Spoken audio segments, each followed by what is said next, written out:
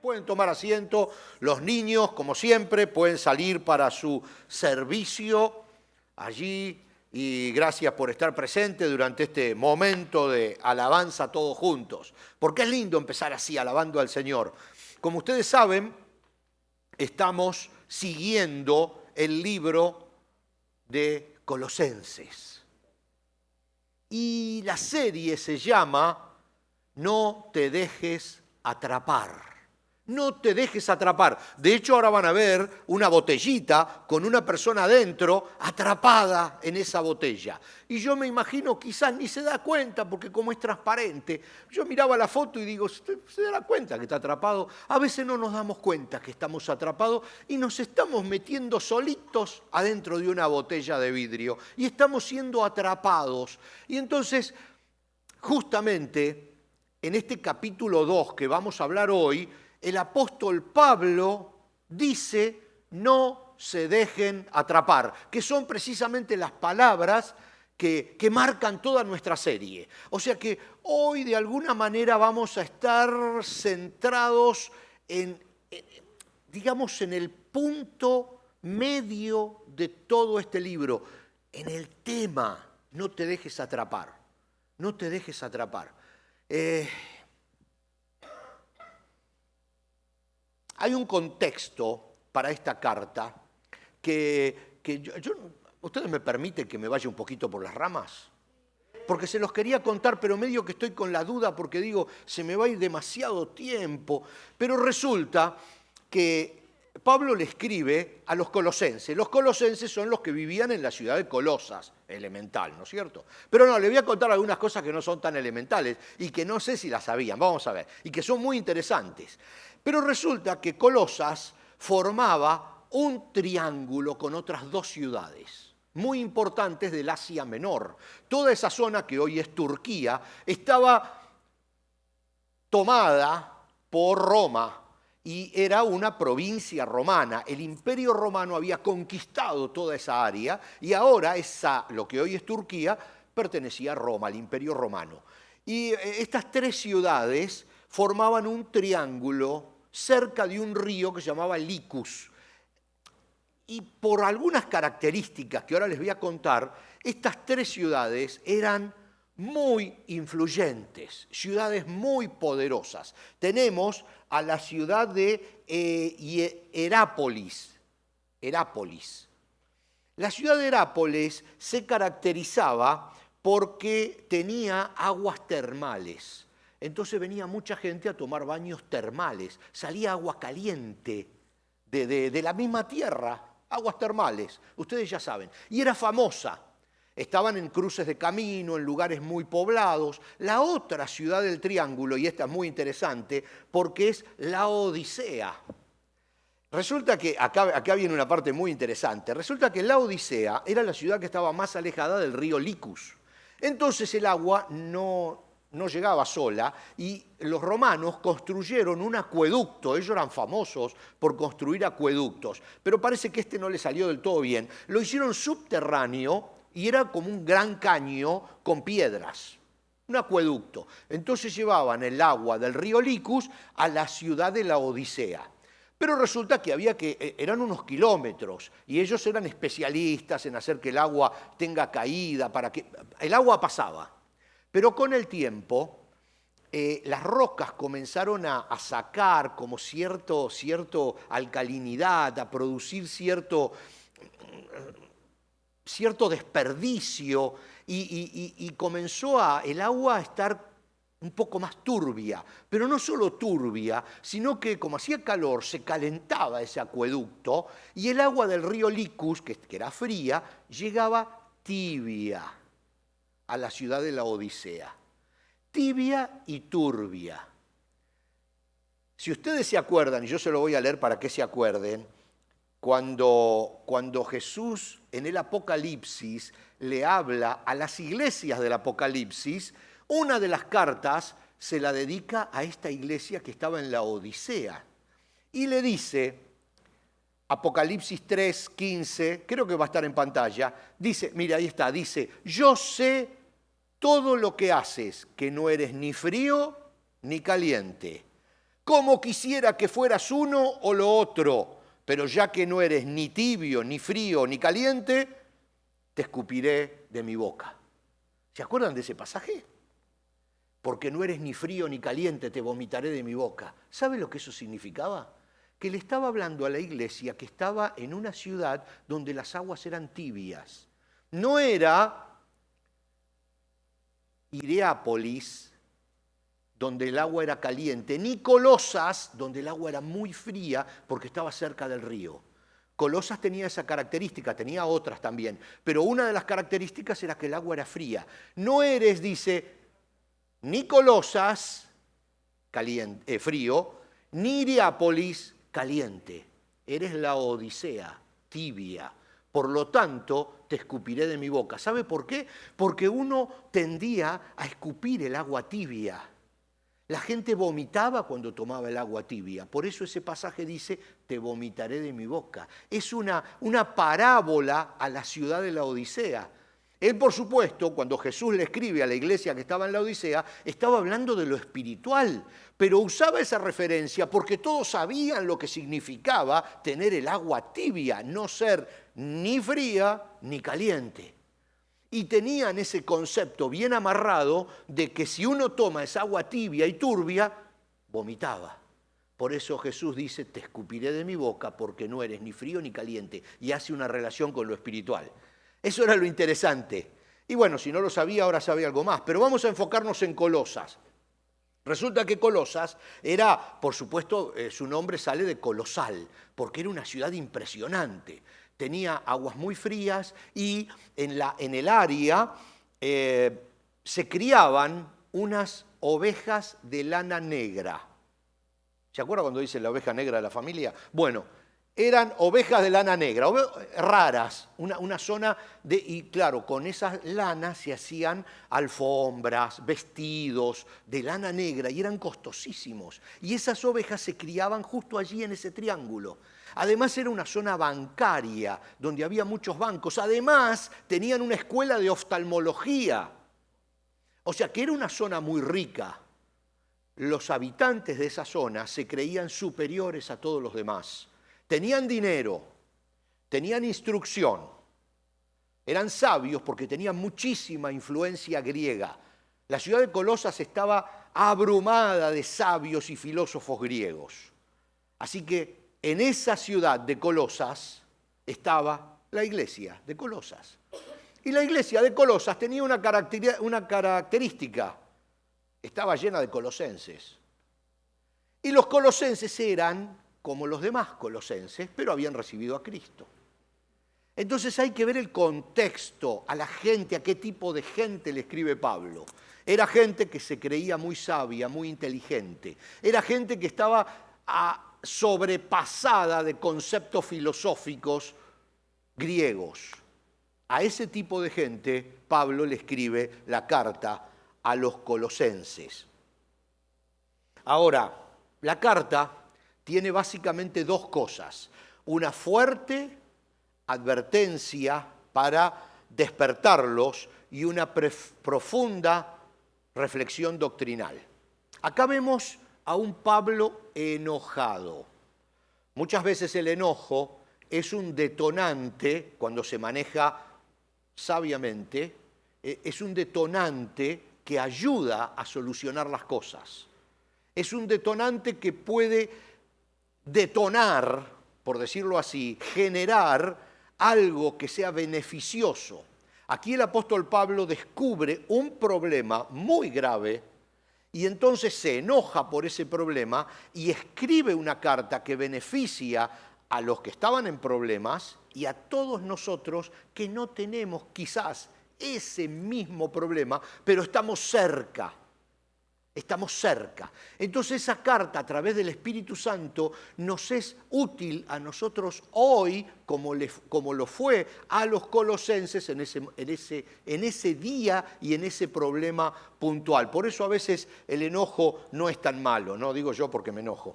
Entonces es posible que la carta a los colosenses la haya Pablo escrito allí por el año 60 o 59. De la era cristiana, o sea, después de Cristo. porque en el año 61 hubo un terremoto que destruyó prácticamente toda la ciudad. Y a partir de ese terremoto del año 61, la ciudad de Colosas entró en decadencia y prácticamente dejó de ser la colosal, porque el terremoto rompió todo, ¿no? Entonces, es una de las cartas que Pablo escribe estando en prisión. Pablo es capturado en Roma por el Imperio Romano y lo ponen en una casa con lo que hoy sería prisión domiciliaria, con un brazalete, ¿vio? Pero como no tenían esos brazaletes o tobilleras, le pusieron un guardia en la puerta. O sea, la tecnología, bueno, se cubre de otra manera, ¿no? Le pusieron un soldado romano en la puerta, 24 horas al día, 7 días a la semana. Él no podía salir de esa casa, estaba prisionero en Roma, pero se le había permitido recibir visitas. Allí Pablo escribe 4 cartas profundísimas. A ver si me acuerdo. La de Colosenses, la de Efesios, la de Filipenses y una carta personal a un amigo suyo que se llamaba Filemón, que es una carta fabulosa, dicho sea de paso, chiquita, la puede leer, ¿eh? Filemón, es maravillosa. Esas 4 cartas se llaman las cartas de la cautividad. Resulta que el fundador de la iglesia en Colosas era un hombre que se llamaba Epafras. Y Epafras vino a visitar a Pablo a la cárcel y le contó lo que estaba sucediendo en Colosas. Entonces Pablo, parece que era medio italiano, y les surgió la sangre italiana y dijo: esto no puede ser, van a perder todo lo que lograron. Esta gente está equivocada. Y ahí surge lo que hoy tenemos como una de las reflexiones doctrinales más profundas de toda la Biblia, la carta a los colosenses. Esto fue la introducción, ¿eh? Esto fue la introducción, todavía no leímos ni un solo pasaje. Fíjese lo que dice Colosenses 1, 7 y 8, dice: ustedes se enteraron, ya estamos en la carta, ¿no? Pero el nuestro es el capítulo 2, pero déjenme seguir con la introducción. Dice: ustedes se enteraron de la buena noticia por medio de Epafras, o Epafras, ¿no? ¿Quién sabe cómo se llamaba? Epafras, nuestro amado colaborador. Dice: él es un fiel servidor de Cristo y nos ayuda en nombre de ustedes. Nos contó del amor por los demás que el Espíritu Santo les ha dado. Allí vemos que fue Epafras el fundador de la iglesia. Fue él. Ustedes se enteraron de la buena noticia por medio de Epafras. Ustedes, dice, se enteraron del Evangelio, la buena noticia, por medio de Epafras. Él les llevó, él fundó la iglesia. Y ahora, dice Pablo, me trae las noticias de esta iglesia. Entonces, después de ver el lado positivo, porque dice, nos contó del amor que el Espíritu Santo les ha dado, o sea, primero empieza mostrándole un lado positivo, y luego les dice en Colosenses 1:9, así que desde que supimos de ustedes, no dejamos de tenerlos presentes en nuestras oraciones, y le pedimos a Dios que les dé pleno conocimiento de su voluntad y que les conceda sabiduría y comprensión espiritual. Sabiduría y comprensión espiritual, ¿para qué? Para lo que les voy a decir ahora. Dice: oro para que Dios les dé paciencia, porque los voy a golpear. Dice: oro para que les dé sabiduría y comprensión, porque les voy a pegar duro. Y ahí viene Colosenses 2:8. No permitan que nadie los atrape con filosofías huecas y disparates elocuentes, que nacen del pensamiento humano y de los poderes espirituales de este mundo y no de Cristo. Por supuesto sigue, pero este es el título. No se dejen atrapar por filosofías huecas y disparates elocuentes. Muy profunda esas dos cosas que dice. Esta gente que se creía con tanta capacidad intelectual, estaban siendo atrapados como niños sin conocimiento y experiencia por filosofías huecas y disparates elocuentes, bien dichos, bien expresados. Y este es el detonante que produce esta carta. Este es el detonante que hace explotar la pólvora. Una bala, un proyectil, uno lo ve muy grande, pero todo el cuerpo central es pólvora. Y eso no sale del arma, solo la puntita que es de plomo sale. Pero atrás de la pólvora tiene algo muy chiquitito que se llama el detonante. Cuando el detonante es golpeado, ese detonante genera una chispa muy chiquitita que produce una explosión de toda esa pólvora dentro del cuerpo de la bala. Cuando esa pólvora explota, produce una compresión tan grande dentro del cuerpo de la bala que produce que la puntita de plomo, ¡pum!, salga disparada. Entonces uno ve una bala grande así, pero lo que sale es chiquitito, es la puntita, y lo que genera la explosión es más chiquitito aún y está del otro lado. A veces ese detonante genera una explosión sin medida, o sea, una explosión muy grande que no se corresponde proporcionalmente a esa pequeña chispita. Esta gente estaba siendo atrapada y ahora, gracias a esa equivocación, hoy tenemos un manual de doctrina. Y ahora vamos a ir viéndolo. Pablo pide que tengan sabiduría y nos pide a nosotros, tengan sabiduría, gente. Y dice, sean sabios y entiendan lo que tienen, porque si se dejan llevar por filosofías huecas, lo pueden perder, sean sabios.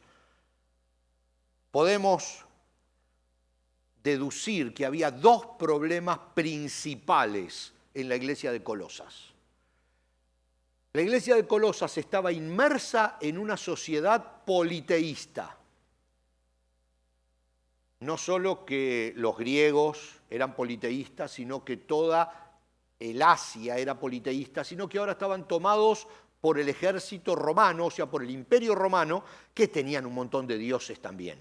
Entonces acá vemos que hay una presión de la ciudad, de la gente que no es de la iglesia, presiona a la iglesia desde fuera, presionan.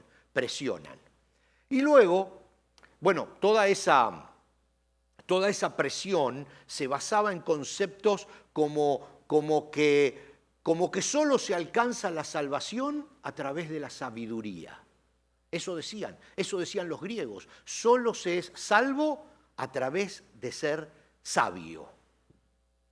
Entonces miren, ven cómo eso ya empieza a ponerse un poquitito complicado. Pero además hay otra cosa que resalta en la respuesta de Pablo, que todavía no la leímos, ahora la vamos a leer. Hay otra cosa que salta y es que no aceptaban que Jesús era 100% Dios.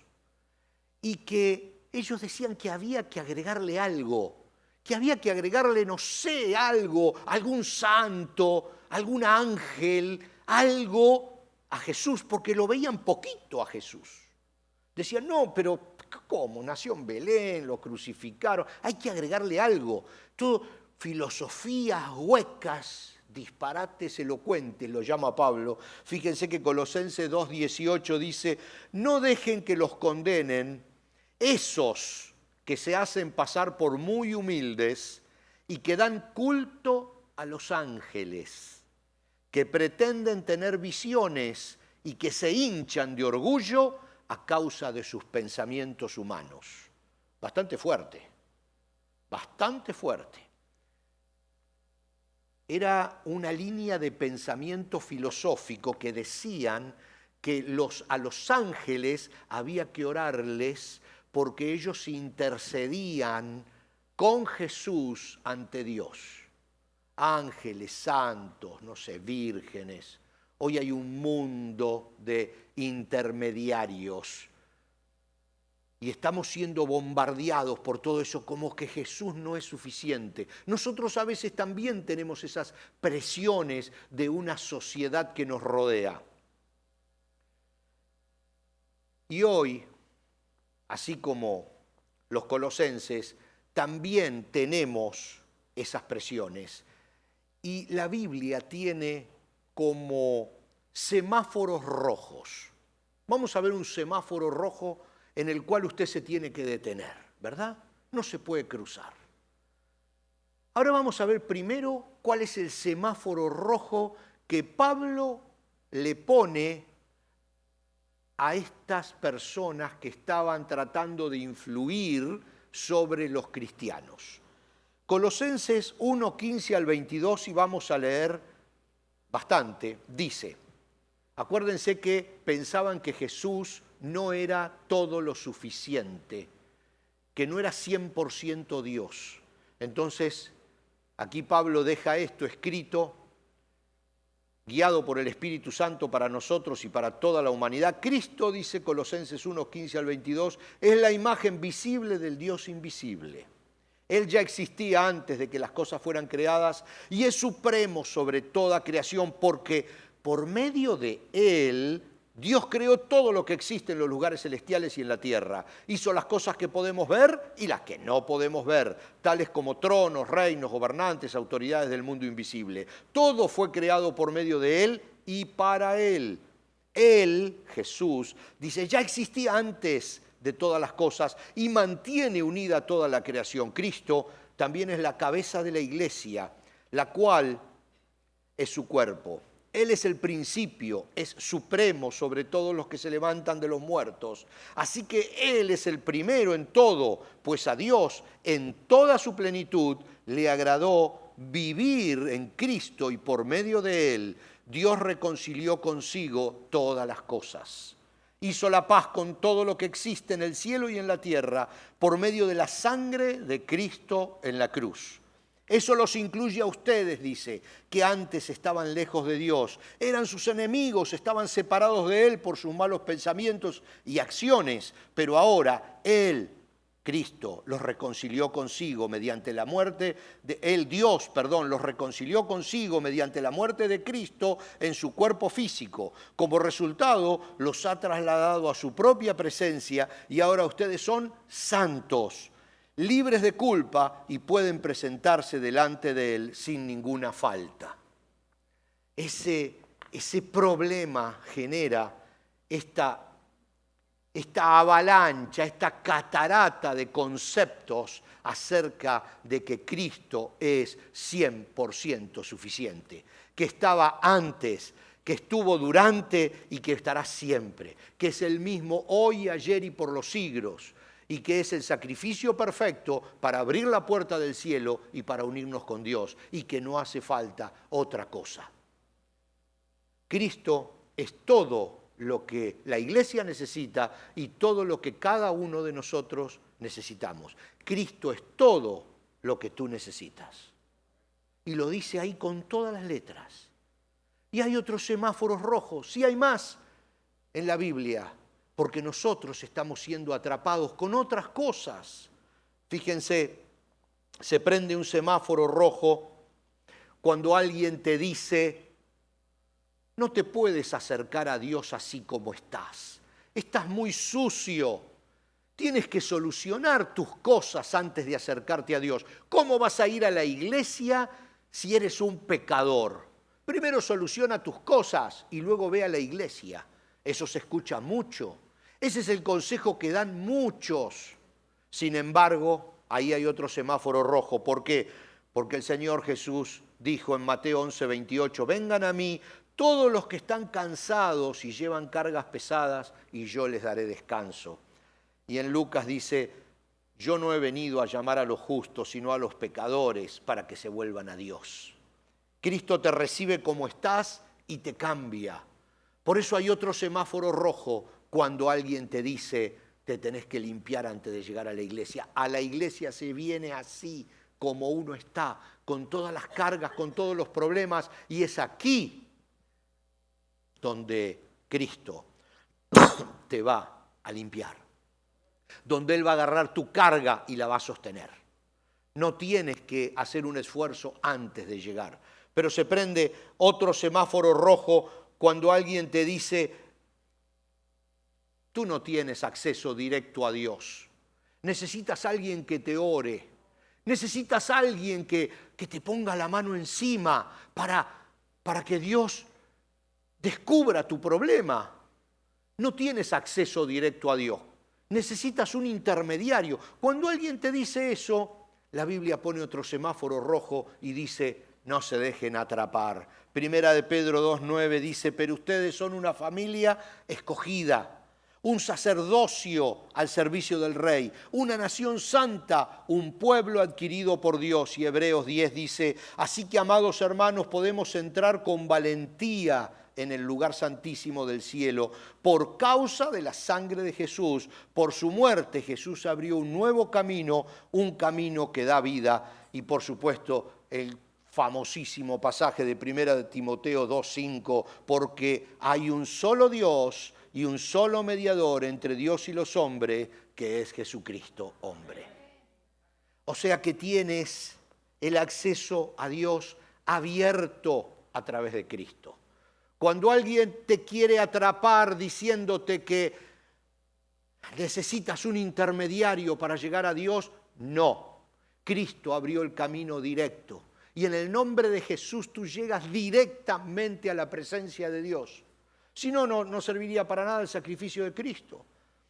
Dice que cuando Cristo murió, dice la Biblia, cuando Él expiró, la cortina del templo de Jerusalén se rasgó de arriba abajo. La cortina esa separaba el lugar santo del lugar santísimo. En el lugar santo podía entrar la gente, en el santísimo entraba solo el sacerdote, porque era la presencia de Dios. Esa cortina se terminó, se rajó, se separó, se rompió, porque en Cristo ahora cada uno de nosotros puede llegar directamente a Dios. Por eso no hay que dejarse atrapar. Hay otro semáforo allí en la Biblia que salta cuando escuchamos por allí, no, aquí no se habla de religión, ¿verdad? Y nosotros hacemos caso. Es un semáforo rojo allí, porque nos están atrapando, nos están metiendo adentro de una botella. El cristianismo no es una religión, es una vivencia, es un estilo de vida, donde callar no es una opción, pero no solo se habla con los labios, también se habla con la conducta, se habla con el testimonio. A veces es más fuerte la comunicación que se da cuando no se habla. Por eso hay que manejar con cuidado esos conceptos. No hay que dejar que nos atrapen, que nos metan adentro de una botella de vidrio diciendo, no, momentito, aquí no se habla de religión. Hay que transpirar a Cristo, transpirarlo. Romanos 1:16, el apóstol Pablo le decía a los romanos, no me avergüenzo del Evangelio porque es poder de Dios para que todos los que creen alcancen salvación. No me avergüencio del Evangelio. Y luego me encanta la historia, ustedes se acuerdan de esa historia del endemoniado gadareno, cuando Jesús cruza el lago con sus discípulos y se encuentra con ese hombre que vivía en los cementerios desnudo, nadie lo podía contener, lo ataban en cadena y estaba a los gritos golpeando a todo el mundo, insultando, escupiendo, vivía desnudo en las tumbas y entonces estaban endemoniados. Ustedes se van a acordar porque Jesús le pregunta, ¿quién es? Y él le dice, somos muchos. ¿Se acuerda? Y entonces Jesús le dice, así son muchos, váyanse a los chanchos.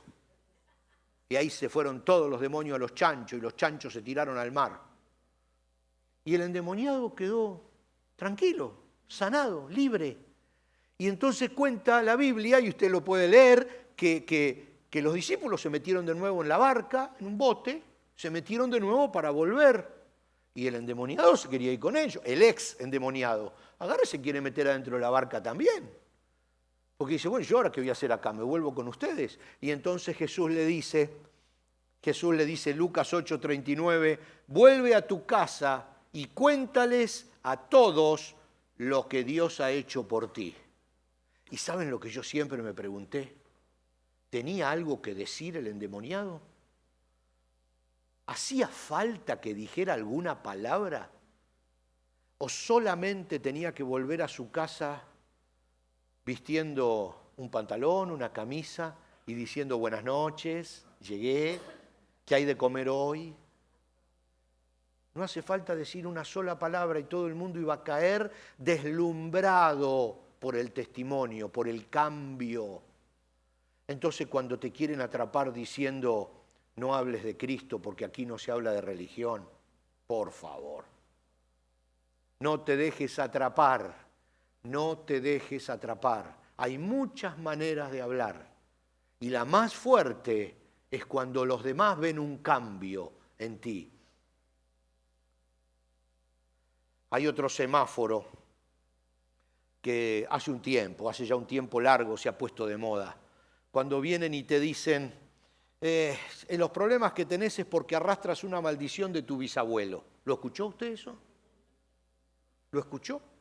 Que te dicen, no, eso es una maldición, no, porque tu tatarabuelo resulta que, por favor, no te dejes meter adentro de una botella. Mire lo que dice la Biblia, Ezequiel 18:20, dice, la persona que peque es la que morirá.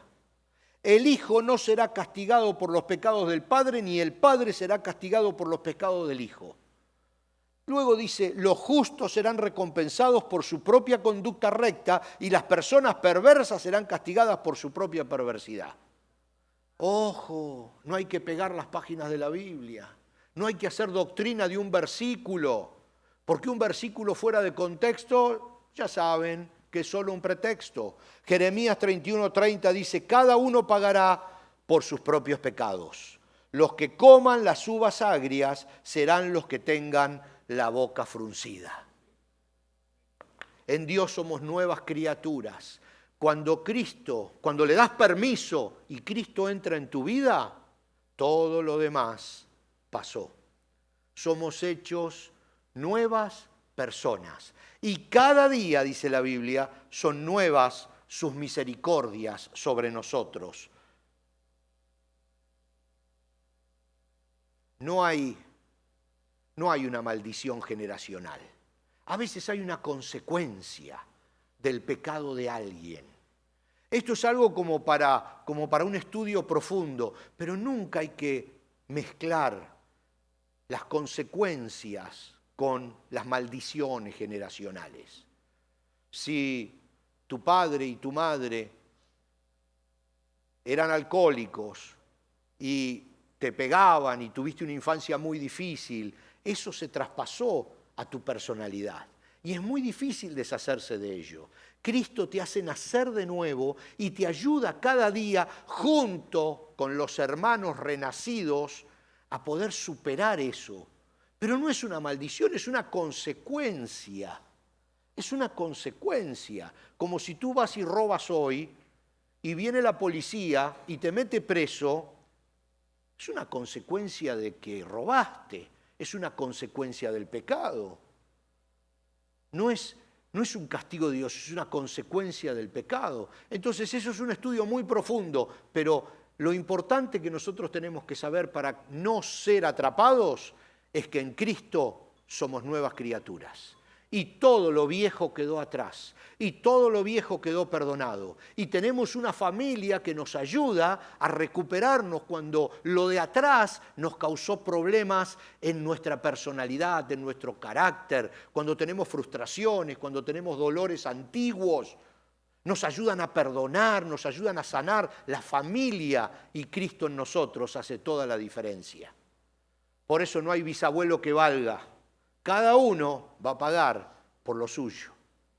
Así dice la Biblia, pero en toda la Biblia, no en un solo pasaje. Un semáforo rojo más y dejamos porque esta historia tiene para largo y va a continuar todos los domingos, por varios domingos más.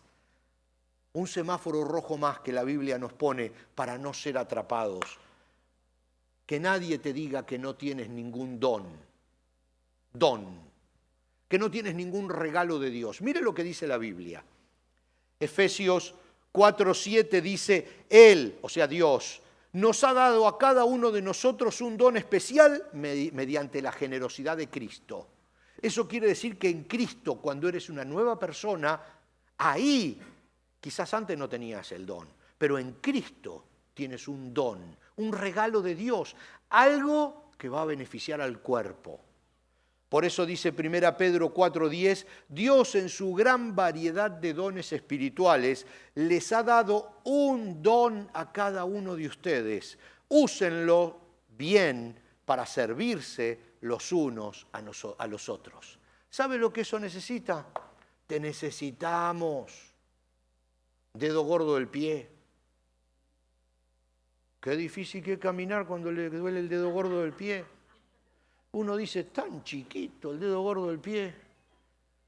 Todo el cuerpo se resiente porque el dedo gordo del pie tiene un problema.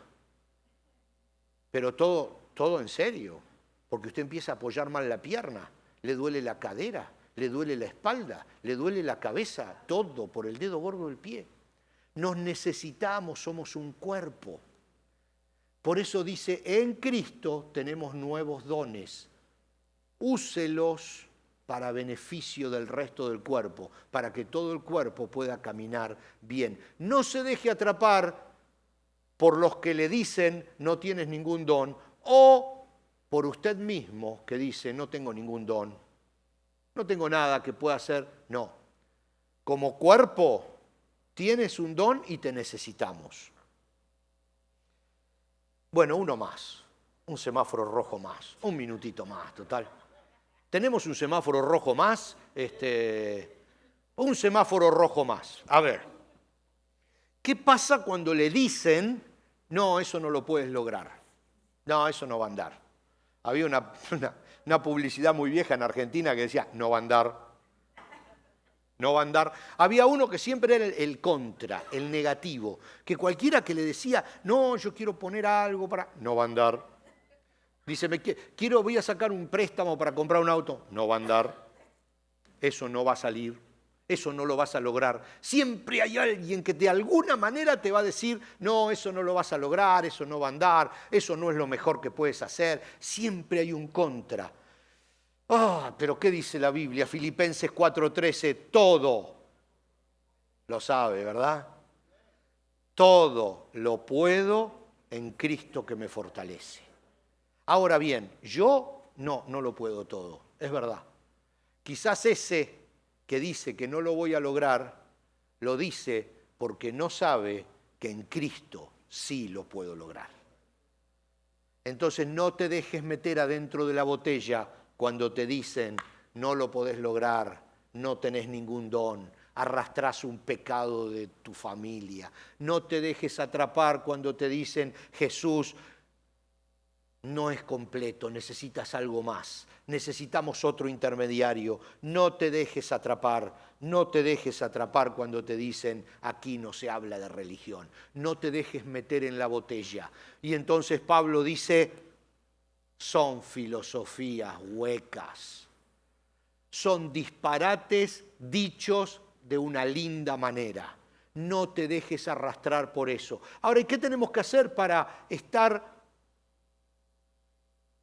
alertas y no dejarnos meter dentro de la botella? Porque no nos metemos solo, normalmente nos atrapan, nos meten. No, claro, por supuesto, llega un momento donde nosotros entramos, pero nos vienen empujando. Por eso esos semáforos rojos. Dice el apóstol, también Pablo, en Gálatas 5:1, por lo tanto, Cristo en verdad nos ha liberado. Ahora asegúrense de permanecer libres. Miren qué fabuloso. Cristo los ha liberado, pero tienen algo que hacer. Cristo los ha liberado, pero tienen algo que hacer. Dice, asegúrense de permanecer libres. No se dejen atrapar, no se dejen meter adentro de botellas, no se dejen encasillar. La iglesia es un cuerpo para apoyarnos los unos a los otros y no permitir que nos atrapen.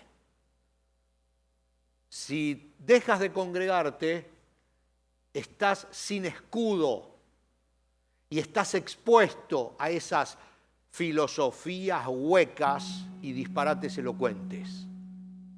Pero cuando estás en el cuerpo, nos edificamos juntos, nos ayudamos. Por eso Dios nos dio dones a cada uno. Dones que pueden ser dar consejo, ver un poquito más allá y decir, no, poner una mano en el hombro, llamar por teléfono, ser de apoyo a uno que está sufriendo. Dios te dio dones. Que no dejes que te metan dentro de una botella. Otra vez le quiero leer este pasaje de Gálatas 5:1 y con esto terminamos, porque es muy profundo y quisiera que se lo lleven en sus mentes, en sus corazones y que quizás lo registren para ponerlo, para escribirlo allí en algún lugar. Por lo tanto, Cristo en verdad nos ha liberado. Ahora asegúrense de permanecer libres. Nos ponemos de pie y oramos. Gracias a Dios por su palabra, gracias a Dios por un Pablo que se enojó por lo que le estaba pasando a los colosenses y con la ayuda y la guía del Espíritu Santo escribió esa carta que domingo tras domingo vamos a seguir estudiando porque tiene mucha enseñanza y palabra de Dios para nosotros. El próximo domingo, otro pedacito de la carta a los colosenses. Y el siguiente, otro pedacito de la carta a los colosenses. Y vamos a ir sacando información. Hoy, no te dejes atrapar por filosofías huecas y disparates elocuentes. Vamos a orar. Padre eterno, gracias nuevamente porque tu palabra nos habla a cada uno, a nuestro corazón y en nuestra necesidad. Gracias, Señor, porque sé que hoy hablaste al corazón de muchos aquí presentes, de todos los que estamos aquí. Porque tu palabra es viva, tu palabra es eficaz y tu palabra penetra hasta lo más íntimo de nuestro ser. Gracias, oh Dios, por este lugar donde podemos abrir tu palabra, bendecir tu nombre, aprender y escuchar tu voz. Gracias, Padre, en el nombre de Jesús. Amén y amén. Vamos a seguir alabando al Señor.